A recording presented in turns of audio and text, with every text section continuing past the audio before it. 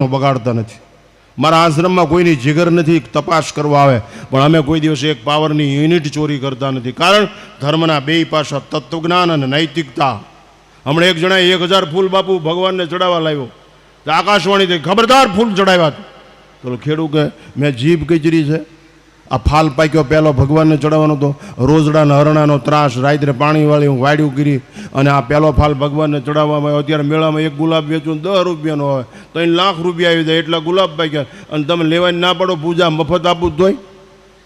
એ કે ધર્મનો મર્મ જાણ્યા વગર કુકર્મ કર્યું છે, એટલા માટે આ ફૂલને શું કુકર્મ કર્યું?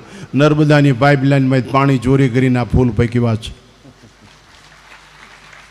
એમ 10ની નોટનું કનેક્શન હોય ને 2 મોટ રાખે અને પછી અહીં 50ની નોટ મૂકે. યાદ રાખજો, કોઈના બાપની તાકાત નથી ભલું કરે.